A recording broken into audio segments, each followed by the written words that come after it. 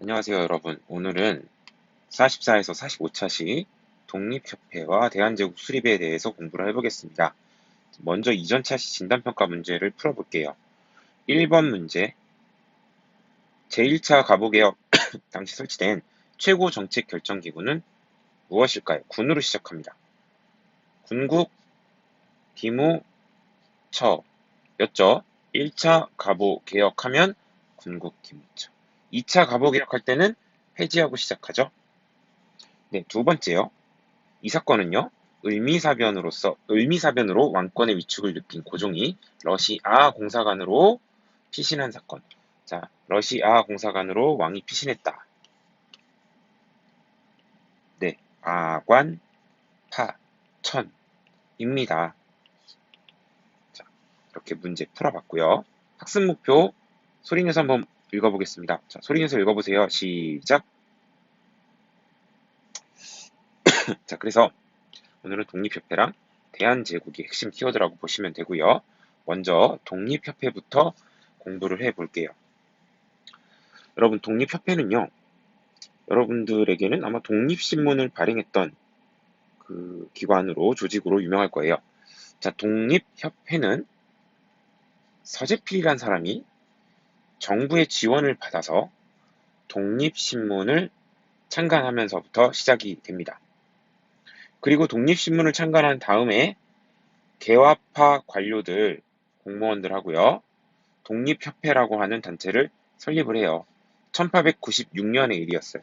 다시 정리하면 1896년에 독립협회가 설립이 되는데 그 이전에 서재필이라는 사람이 먼저 정부의 지원을 받아서 독립신문이라고 하는 신문을 만들어요. 독립신문은 한글판과 영문판을 함께 발행을 했었죠. 자, 그래서 국내의 소식하고 그 다음에 어떤 개혁 정책, 개화 정책에 대해서 소개를 하는 그러한 신문이었습니다. 서재필이라는 사람은 우리가 급진개화파 공부할 때 나오는 사람인데요.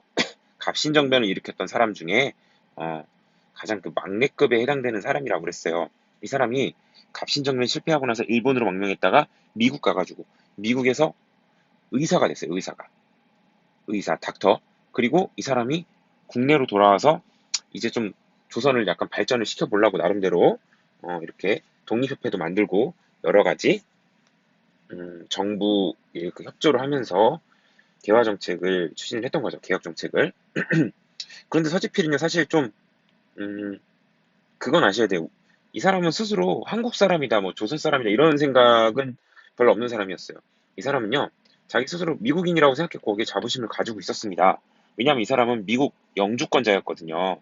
그래서 이 사람은 자기를 서지필이라고 부르는 것보다는 자기 미국식 이름인 필립 제이슨이라고 부르는 거를 더 선호했다고 그래요. 그래서 어떻게 보면 어, 미국인인데 이제는 미국인이 된 사람인데 그래도 고국에 와서 좀 고국을 약간 변화시키려고 노력했던 사람이다라고 생각을 하시면 돼요.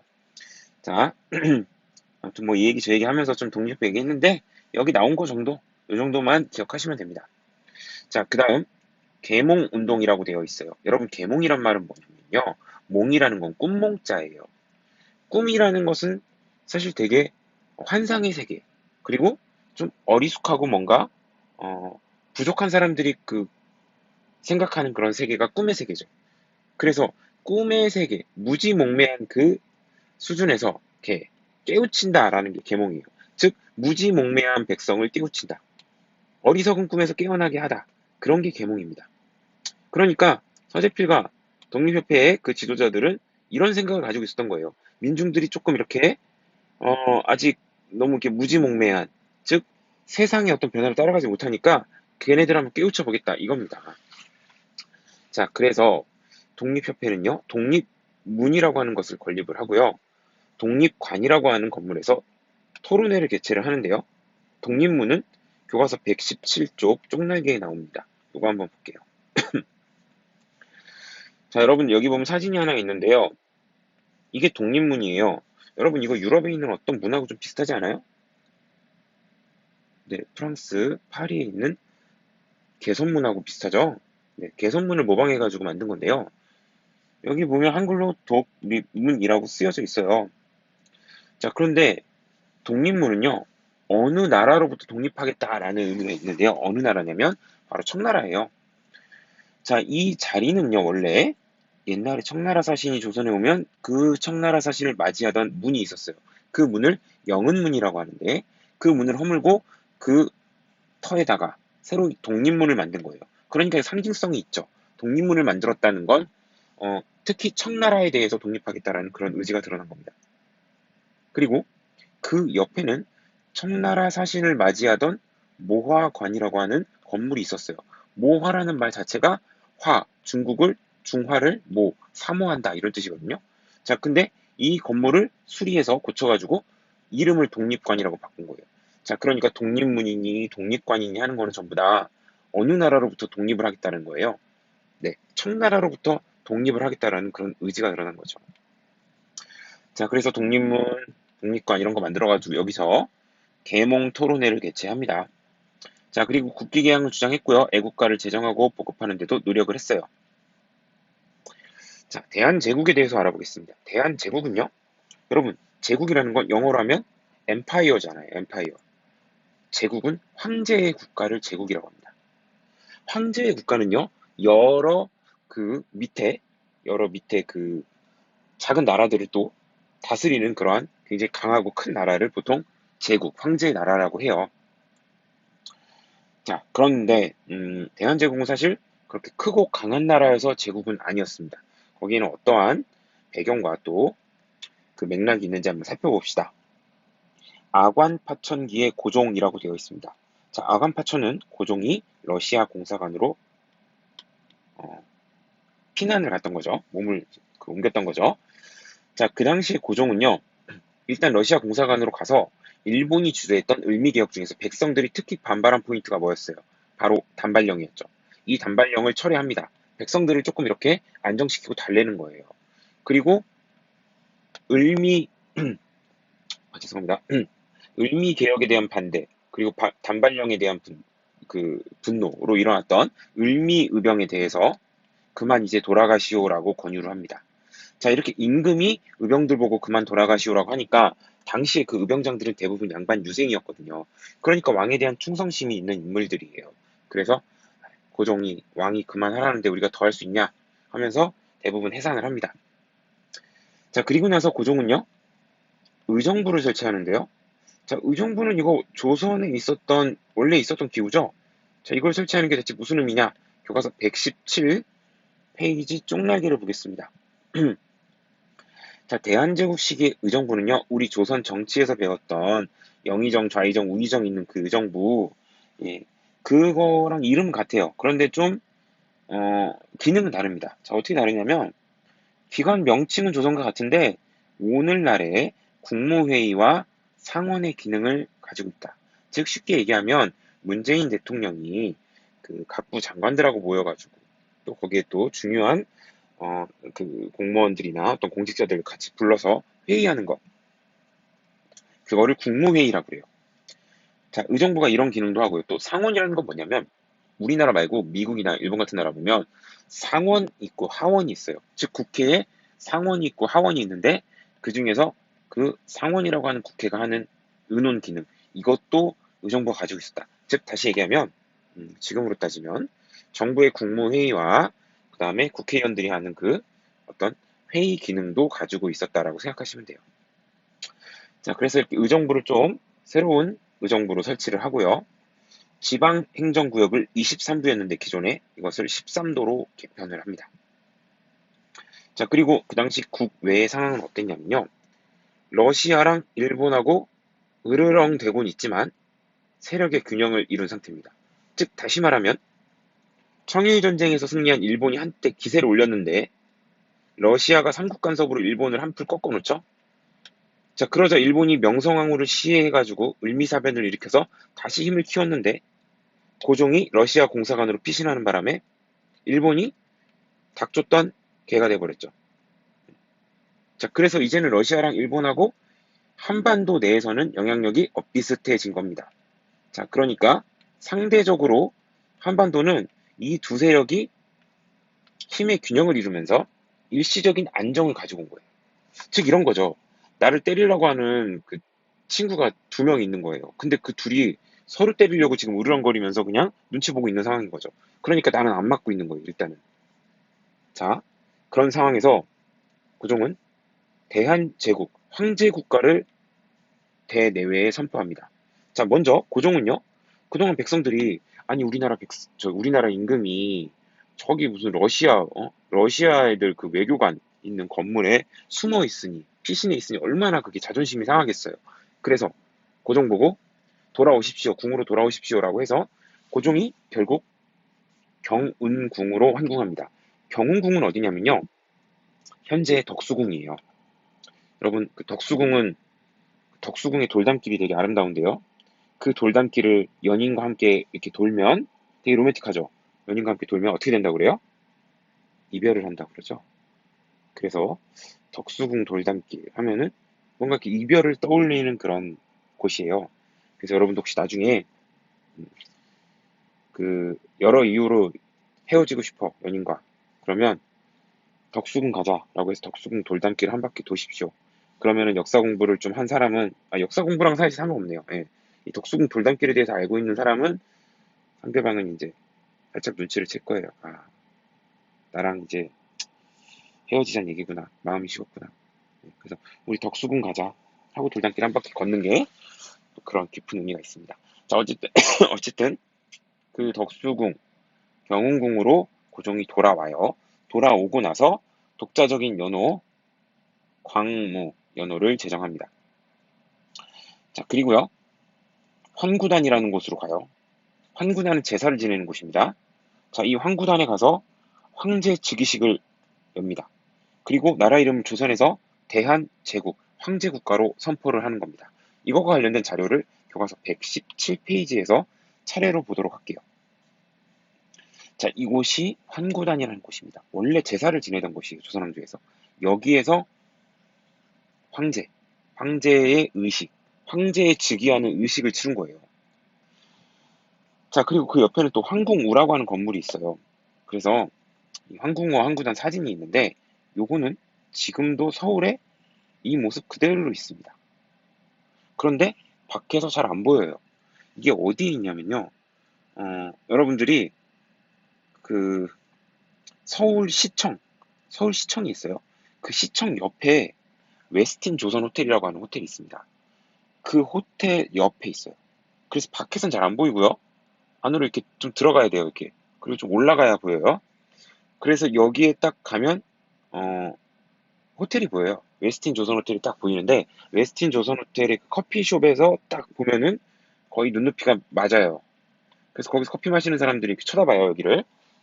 그런데 여기를 선생님이 아는 옛날에 선배랑 같이 그 선배는 서울에서 직장을 다니는 사람이었는데 그쪽 지나다가 우리 여기 황궁우랑 황구단 한번 보고 가자라고 하니까 그 형도 여기를 되게 많이 지나다녔는데 이런 게 있었는지 몰랐던 거예요. 그래서 선생님이랑 이걸 보고 나서 굉장히 신기하더라고요, 그 형이. 야, 여기 이런 게 있는지 몰랐다. 그리고 이게 대한제국 고종이 황제즉위식을 한 곳이라니? 진짜 몰랐다. 그래서 여러분들 역사를 공부하다 보면 아는 만큼 보인다고 하잖아요. 특히 서울 같은 데는 가면은 우리 공부한 것과 관련된 문화재들이 되게 많아요. 그러니까 그렇게 거닐다가 어떤 유물, 유적 이런 게 딱 있다는 그 표지를 보면 이거 옛날에 그 배웠던 거기구나. 여기가 삼전도 그 굴욕당한 거기야? 여기가 황궁우야? 라고 하면서 되게 반가움도 느끼고 또 가면 많은 것을 보고 배울 수 있을 겁니다. 자, 그래서 아는 만큼 보인다. 그런 말이 정말 맞는 말 같아요. 자, 그리고 제일 위에 있는 자료 하나 볼게요. 이 자료는 뭐 이렇게 중요한 자료는 아닙니다. 고종이 대한제국을 선포하고요. 이제 조선 국왕이 아니고 황제니까 거기 격에 맞게 황제의 도장을 새로 판 거예요. 그래서 예전에는요. 조선 국왕의 그 도장은 여기 거북이가 그려져 있어요. 거북이. 거북이가 이렇게 새겨져 있어요, 위에. 그런데 이제 황제니까 거북이가 아니에요. 이게 뭔지 아세요? 이거 용입니다, 용. 그래서 황제의 격에 맞게 용으로 이렇게 황제의 도장을 만들고 황제라고 써있죠. 격을 높였다 이겁니다. 자, 여기서 드는 의문이 있을 거예요. 자, 어떤 의문이냐? 지금 조선은 그렇게 강한 나라가 아닌데 왜 황제 국가를 선포했느냐? 좀 이상하죠. 자, 근데 이거를 선생님이 좀 여러분들 이해하기 쉽게 설명을 하면 지금 조선이란 나라가 되게 위험합니다. 정말 바람 앞에 촛불 같은 존재예요. 일본이 후우 불면 날아갈 것 같고, 러시아가 후우 불어도 날아갈 것 같고, 또 여기저기 또 노리는 나라가 많았어요. 자, 그런데 이렇게 약한 나라지만 어찌 보면 몸집을 큰 것처럼 부풀려서 한번 폼을 잡고 우리 그렇게 호락호락한 나라가 아니다라는 걸 대내외에 한번 큰 소리 쳐보는 거예요. 즉, 나라 힘이 약하다고 해서 그냥 쓰러질 수 없잖아요. 그냥 촛불을 꺼버릴 수 없잖아요. 그러니까 어떻게 보면 조선의 마지막 불꽃, 마지막 불꽃이 대한제국입니다. 이렇게라도 해서 대내외 우리 독립국가다, 우리 황제국가다, 우리 함부로 대하지 말아라, 우리 식민지로 삼으려고 하지 말아라 라고 한번 큰 소리 쳐본 겁니다. 그래서 이거 자체가 에이 나라 힘도 약한데 무슨 제국 이렇게 비웃거나 폄하할 일은 아니에요. 그 당시 정말 어, 마지막 수단으로서 또 당시 그 전근대적인 군주로서는 할 일을 한 겁니다. 어찌 보면 이게 너무 시대착오적이다라고 해서 깎아내릴 필요는 없어요. 자, 그리고 여기 안 본 내용이 하나 있는데요. 이 부분. 자, 이거는 뭐냐면요. 음, 의정부 설치에 관련된 부연 설명이에요. 자, 여기 보면 그 아까 어간파천기 고종의 활동하고 연결되는 건데요. 친러 그리고 친미 성향의 인물로 정부를 구성했대요. 자, 이 당시에는 고종이 러시아 공사관에 가 있으니까 당연히 러시아 입김이 셌겠죠? 그리고 러시아를 경험을 하면서 야, 역시 서양 사람들이 세구나라고 해서 또 미국하고도 접근을 하게 됩니다. 자, 그리고 기존의 내각을 폐지하고요. 의정부를 설치했다라는 얘기예요. 이거 부연 설명이에요. 자, 그런데 최종 결정은 국왕이 하는 그런 구조였다. 이건 그냥 눈으로 한번 읽어보십시오. 자, 넘어갈게요. 너무 오래 했네요. 독립협회 활동 보겠습니다. 자, 독립협회 활동은 세 가지로 볼 수가 있는데요. 첫 번째, 자주 국권 운동입니다. 두 번째는요, 자유 민권 운동이고요. 세 번째는 정치 개혁 운동입니다. 자, 자주 국권 운동에 해당되는 거는요, 보통 외국이 우리나라에 뭔가 침탈할 때 그런 것과 관련된 것들이에요. 자, 만민공동회라고 하는 것을 개최합니다. 만민공동회라고 하는 것은 뭐냐면요. 만민, 여러 백성들, 여러 사람들이 모여서 공동으로 뭔가 집회를 열었다. 이런 뜻이에요. 만민공동회. 여러 사람이 모여서 집회를 했다. 자, 그런데 이 집회에서는 어떤 나라를 규탄합니다. 어떤 나라를 규탄하냐? 러시아를 규탄합니다. 그래서 이거는 녹색 글씨니까 안 적어도 되는데요. 요즘 표현을 한번 써봤어요. 러혐. 자, 여러분, 독립협회는요, 그리고 만민공동회는 러혐이다라고 생각하시면 이해하기가 쉽습니다. 즉, 러시아를 혐오해요. 러시아 엄청 싫어합니다. 러시아 킬러고요, 러시아 안티들이에요. 자, 그래서 만민공동회에서는요, 러시아가 지금 한반도에서 힘이 세잖아요. 근데 우리나라 너무 간섭한다. 그리고 러시아가 우리나라에 대해서 너무 많은 이권을 달라고 요구한다. 이거를 규탄을 하는 겁니다. 자, 그리고 실제로 성과를 얻는데요. 러시아 재정 고문, 즉 러시아인이 와가지고 우리나라 돈 문제, 경제 문제 이런 거 고문을 맡아서 조언을 했는데 이 러시아 재정 고문을 쫓아내요. 그리고 또 하나 저령도라고 하는 섬이 있거든요. 이 섬을 러시아가 우리한테 빌려달라고 했었어요. 그 요구를 만민공동회가 나서서 철회시킵니다. 자, 그러니까 이 만민공동회가 러시아를 규탄을 해가지고 실제로 이러한 성과를 얻은 거죠. 자, 성과를 얻은 거기 때문에 이것도 의미가 있습니다. 자, 교과서 118쪽 쪽날개를 좀 볼 텐데요. 저령도 조차에 대한 설명이 있습니다. 자, 조차라는 것은 조약에 의해서 다른 나라의 영토를 빌리는 것을 조차라고 합니다. 차는 빌릴 차자예요. 빌려 사용한다. 그런데 러시아는 그 당시 겨울이 되면은 모든 항구가 거의 다 얼어붙었거든요. 이 동쪽에. 그래서 이 동쪽에 얼지 않는 항구를 찾아서 계속 내려오고 있었던 거예요, 러시아가. 어디가 안 오냐 하면서 내려오고 있었던 거예요.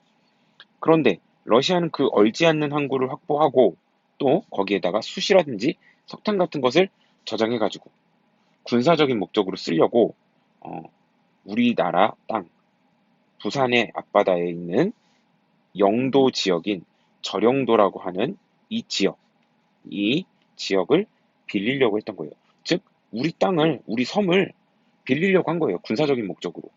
그리고 여기는 겨울에도 안 오잖아요. 자, 근데 이거를 독립협회 만민공동회에서 좌절시켰다라고 생각하시면 됩니다. 자, 자유민권운동은요, 신체의 자유, 재산권 보호, 언론 출판 집회 결사의 자유를 요구했습니다. 자, 뭔가 좀 근대적이고 계몽적인 느낌이 나죠. 자, 그리고 정치개혁운동인데요. 이것도 잘 알아보셔야 됩니다. 자, 독립협회의 정치개혁운동은요, 기존에 있었던 조직인 중추원이라고 하는 게 있습니다. 이 중추원이라는 것을 바꿔요. 바꿔서 서양, 유럽의 의회의 기능을 부여하는 겁니다. 의회. 자, 그래서 이 의회를 설립함으로써, 이 기능을 부여함으로써 우리나라를 입헌군주정으로 만들려고 해요. 입헌군주제 국가로 만들려고 해요. 자, 입헌군주정은 어떤 의미냐면요. 한국사 시간에 입헌군주정이 뭐냐라는 시험 문제는 안 나와요. 하지만 의미는 알아야겠죠. 헌이라는 건 법헌자예요. 법에 입각해서라는 의미가 입헌입니다. 자, 군주라는 건 왕이죠. 왕이나 황제. 왕이나 황제가 통치하는 건 좋은데 입헌, 법에 입각해서 통치하라. 즉, 왕, 황제 마음대로 자기 하고 싶은 대로 일을 하고 마음대로 사람을 처벌하고 하면 안 된다. 다 뭐에 입각해서 해야 된다? 법에 입각해서 해야 된다. 그래서 그 당시에 뭐 영국을 비롯한 많은 나라들이 이러한 입헌 군주정을 채택을 하고 있었어요. 그래서 독립협회가 만들고 싶었던 나라도 바로 입헌 군주정 국가, 입헌 군주제 국가였던 거예요. 가까운 일본도 입헌 군주정 국가였고요. 자, 그렇게 해서 이런 내정 개혁을 추진을 했는데 그 과정에서 관민공동회라고 하는 게 나옵니다. 아까 봤던 만민공동회랑 이름 비슷하죠? 한 글자가 달라요. 뭐가 달라요? 네, 만이 아니고 관이에요. 아까 만민은 여러 사람이었는데 관민은 무슨 뜻이냐면, 자, 관은 관리들, 민은 민간인을 얘기합니다. 즉, 관리와 민간인들이 함께 모였어요. 그래서 더 의미가 있는 겁니다. 이 만민공동회에 대해서 조금 이따 자료에서 더 자세히 볼 거고요. 만민공동회가 개최가 됐고, 여기에서 토론과 회의를 통해서 헌의 6조라고 하는 6개의 국정개혁안이 만들어집니다. 자, 관민공동회는요, 헌의 6조를 채택을 하고요, 공식 의견으로 왕에게 전달합니다. 죄송해요. 네, 황제에게 전달을 해요. 자, 그리고 중추원 제도를 개편합니다. 아까 얘기했던 이 중추원을 의회의 기능을 부여하는 걸로 시스템을 바꾼다고 했죠? 그래서 중추원 제도를 개편해요. 여기는 자료가 되게 많아요. 118쪽에서 자료 3개 볼 거고요. 이 오른쪽에 있는 요 자료도 볼 거예요. 자, 일단 118쪽 갔다 옵시다. 자, 먼저 중추원에 대한 내용을 교과서 본문에서 좀 살펴볼게요. 자, 중추원은요, 입법권, 정부 안건 심사권, 정부 정책 자문권 등을 행사할 수 있었고요. 국정 중요 사항에 대해서는 중추원이 합당하다고 결정하기 전까지는 행정부가 단독으로 집행하지 못했대요. 자, 여기까지 그냥 내용을 한마디로 요약하면 중추원 엄청나게 권한이 막강했다 이거죠. 자, 중추원 의관 50명 중 절반은 정부가 추천해가지고 황제가 임명했고요. 나머지는 독립협회에서 선출했어요. 독립협회에 선출했다는 건 국민의 의사가 정치에 반영된 거예요. 즉, 민간에서 선출된 사람들이 어찌 보면 의회에 가가지고 국회의원을 하는 거죠. 요즘 말로 따지면 국회의원이 한 50명인데 정부에서 대통령이 25명을 임명하고 나머지는 민간에서 이렇게 25명을 임명하는 거예요. 자, 그래서 요 내용은 본문에서 봤고요. 그 다음 중추원 쪽나기도 좀 볼게요. 자, 중추원은요, 내각에서 의뢰한 사항을 자문하는 기구였고요. 전직 고위 관료 50명 이하로 이렇게 운영이 됐었어요. 그런데 이제 이게 이 교과서 본문에 본 것처럼 이런 식으로 개편이 돼가지고 의회의 기능을 갖게 되었다는 얘기예요. 자, 그리고 아래 자료 하나 더 볼게요. 한국 역사상 최초의 시민대회인 관민공동회의 풍경. 자, 이 관민공동회 내용에서는 한 인물에 대해서 공부를 할 건데요. 자, 여기 상상의 기록환데 이 그림 속에 흰옷을 입고 있는 인물. 이 사람은요, 관민공동회에서 연설을 했던 백정 박성춘입니다. 자, 백정 박성춘은요, 백정이니까 도축업자예요. 이 사람이 이렇게 말을 했다고 그래요. 이 사람은 바로 대한에서 가장 천한 사람이고 무식합니다. 자, 자기 스스로 제가 가장 천하고 가장 무식한 사람이래요. 그러나 임금께 충성하고 나라를 사랑한대요.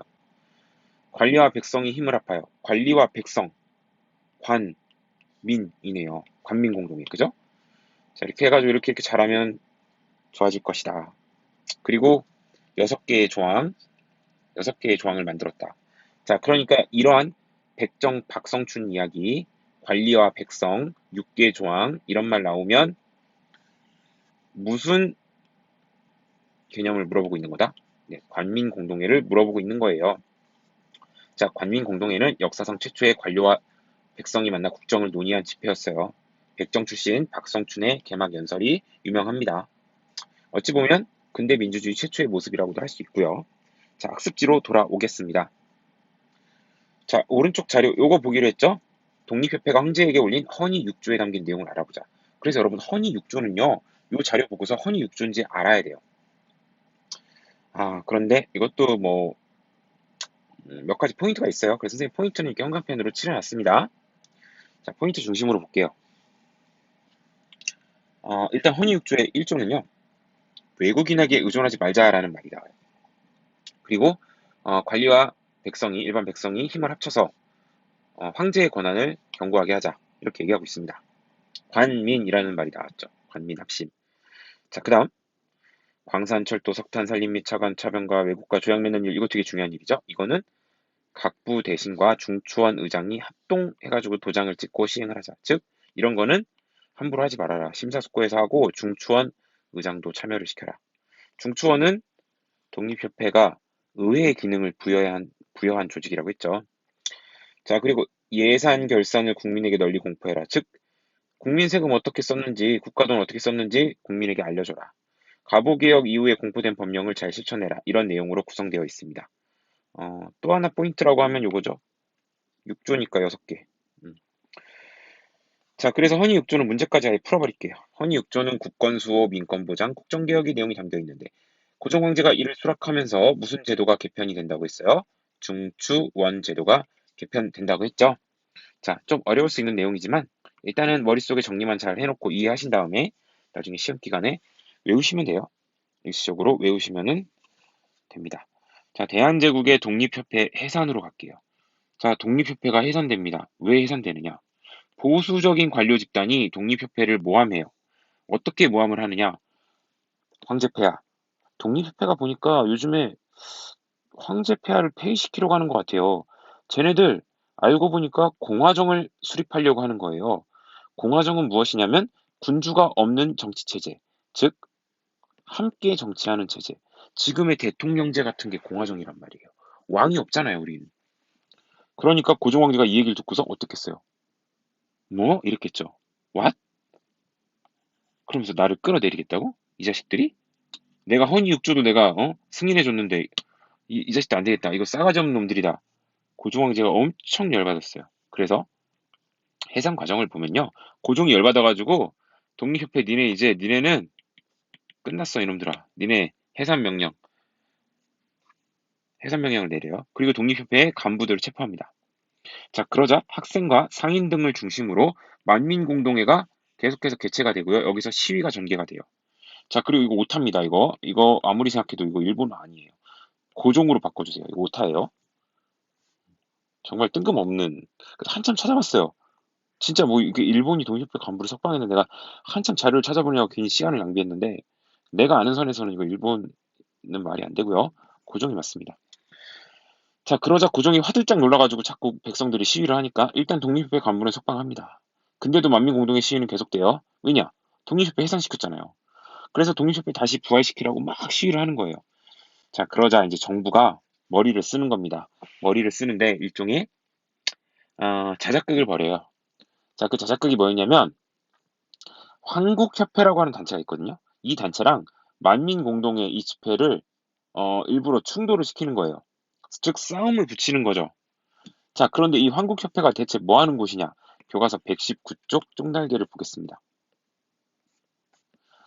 자, 여러분, 선생님이 보부상 얘기 몇 번 했는데요. 이 보부상들은요, 전국을 돌아다니는 사람들이기 때문에 국가 입장에서 이들을 되게 유용하게 쓸 수 있다고 했어요. 즉, 정부가 이 사람들을 이용하면 여러 가지 일을 시킬 수가 있어서 좋았단 말이죠. 그래서 이 정부랑 보부상은 이렇게 악어와 악어새 같은 존재예요. 서로 좀 연결이 돼 있었어요. 자, 그래서 대한제국의 황제 측근 관리들이 독립협회가 마음에 안 드니까 이 독립협회를 견제하려고 보부상들을 내세워서 단체를 만들었어요. 그게 황국협회입니다. 황국이라는 건 황제의 국가, 대한제국을 말하는 거예요. 자, 그래서 그 대한제국을 위해서 일하는 단체인데 독립협회가 해산되는 과정에 이들이 역할을 합니다. 그리고 나중에 독립협회가 해산되면서 황국협회도 해산이 돼요. 자, 그래서 우리 보부상 단체가 몇 개가 있었죠. 보부상 단체 그 관리하는 상리국이라고 하는 단체도 배웠었고요. 이렇게 보부상은 뭔가 국가한테 이용도 당하고 도움을 주고 또 자신들 특권도 유지하는 그런 존재들이었습니다. 자, 그래서 이 황국협회가요, 음, 만민공동회랑 어떻게 충돌하냐면요. 이거 요즘도 이렇게 집회 시위 나가면 이런 일이 있어요. 어떤 일이냐면 이 만민공동회가 시위를 하는데 보부상들이 가가지고 막 이렇게 시비도 걸고 여기에 막 합류해가지고 나쁜 짓도 하고 이러는 거예요. 자, 그러다 보니까 이 안에 싸움이 나는 거죠. 쟤들 뭐야? 얘네들 이상하다. 얘네들 이거 저 프락치들이다. 첩자들이다. 와가지고 자꾸 이상한 행동한다. 그러니까 막 싸움이 난 거예요. 그래서 한국협회랑 만민공동회가 치고받고 싸워요. 막 사람 다치고. 그러니까 정부 입장에서는 명분이 생긴 거죠. 이거 뭐야? 이거 불법이다. 이거 폭력이다. 그러면서 이거를 진압시킬 명분이 생긴 거죠. 그래서 이게 옛날에도 집회나 시위 현장에 보면은 자꾸 처음 보는 사람인데 와가지고 막 나가자, 싸우자, 막 이러면서 아주 격렬한 행동, 폭력적인 행동을 막 부추기는 사람들이 있어요. 그래가지고 그 사람들한테 선동돼가지고 막 이렇게 폭력적인 행동을 하면 경찰이 와가지고 확 진압을 해버리죠. 근데 알고 보니까 그 부추긴 사람은 저 경찰이나 아니면 정부나 아니면 그 회사 측에서 막 고용한 사람들, 이런 사람 동원한 사람들, 그런 일들이 옛날에 70년대, 80년대 시위 현장에서 많이 있었단 말이에요. 자, 그런 거예요. 자, 그래서 일부러 정부가 이렇게 충돌을 조장을 해가지고요, 독립협회를 완전히 해산을 시키는 거죠. 자, 이렇게 충돌을 조장하고 나서 중추원 관제를 다시 개편합니다. 즉, 아까 우리가 그 중추원 제도를 개편해서 의회의 기능을 부여했는데 이거를 거의 이제 원상태로 돌리는 거예요. 자, 그리고 결과를 볼게요. 고종의 군대 동원. 자, 여러분, 이 과정에서 여러분 고종은요, 그냥 화가 많이 나 있다고 생각하시면 돼요. 여기 화가 많이 나 있죠. 그냥 고종은 지금 여러 가지로 지금 독립협회가 너무 괘씸하고 화가 많이 나 있어요. 그래서 고종답지 않게 아주 강력하게 군대까지 동원해가지고 독립협회랑 만민공동회를 강제로 해산해버리고 관련자를 체포해버립니다. 자, 이렇게 해서 독립협회는 완전히 해산돼 버려요. 자, 오른쪽에 있는 문제를 풀어보겠습니다. 독립문, 독립협회는 청해 사실을 말하는 영어문터 근처에 정답이 독립문이네요. 자, 이건 아까 풀었고요. 넘어가겠습니다. 어, 교과서 119쪽의 탐구활동인데 아하, 요거 봐야겠네요. 네, 요거 배워야 돼요. 자, 독립협회의 활동과 지향한 정치체제라고 되어 있습니다. 먼저 왼쪽 자료 볼게요. 독립협회의 토론의 주제인데요. 주제 한번 같이 볼까요? 조선의 급선무는 인민의 교육에 있다. 인민의 견문을 넓히려면 신문을 발간해야 된다. 광산 개발해야 된다. 우리 국토를 남에게 빌려주는 것은 온당치 못하다. 중추원을 개편해야 된다. 백성의 권리를 높여야 된다. 다 좋은 말이죠. 자, 이 중에서 선생님이 하나를 꼽아봤어요. 우리 국토를 남에게 빌려주는 것은 온당치 못하다. 자, 이것은 우리가 배운 것 중에 뭐랑 관련이 있을까요? 네, 맞습니다. 러시아의 저령도조차 요구를 철회한 것과 관련이 있는 내용이네요. 이건 좀 필기를 해주세요. 자, 그리고요, 오른쪽으로 가볼게요. 헌의육조입니다. 이거 아까 봤어요. 여기 필기해주세요. 헌의육조는요, 읽어보면 독립협회가 입헌군주정을 지향했다는 걸 보여줘요. 즉, 군주가 있는데, 왕이나 황제가 있긴 한데, 법에 입각해서 통치한다. 입헌군주정을 지향했음을 보여줍니다. 자, 여기 보면은 총 6개의 구역. 외국인에게 의존하지 않고 관민이 합심한다. 전제왕권 경고해야 한다. 자, 중요한 일은 중추원 의장도 함께 도장 찍어서 해야 된다. 예산결산 국민한테 투명하게 공포하라. 그리고 우리 학습지에서는 안 나온 거지만 공개 재판하라. 즉, 재판 공정히 하라 이겁니다. 자, 과거개혁 이후 공포된 법령을 추천하라 등등등. 요거 보고 이거 헌의육조구나라고 알 수 있으면 됩니다. 1898년에 발표된 거예요. 학습지로 돌아오겠습니다. 문제 풀 시간 1분 30초 드릴게요. 자, 풀어보세요.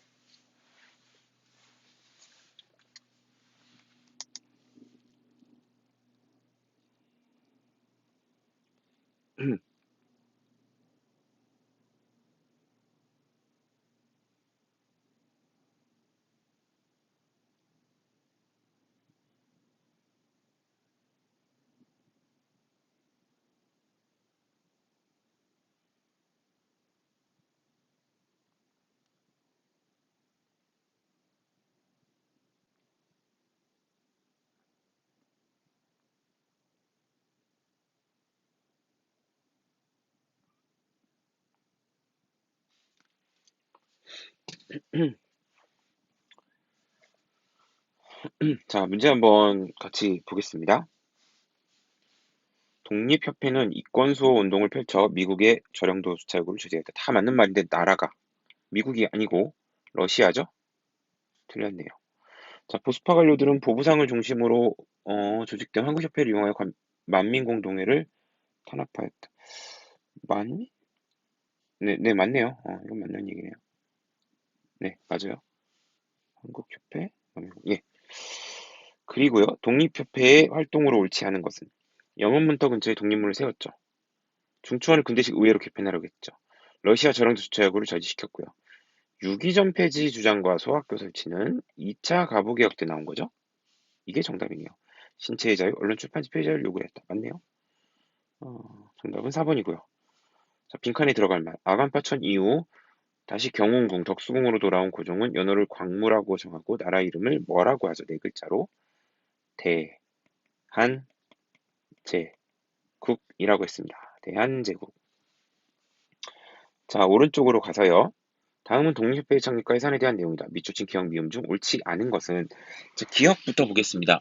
아간 파천 이후 러시아의 영향력이 확대되고 열강의 이권 침탈이 가속화되는 상황에서 창립되었다.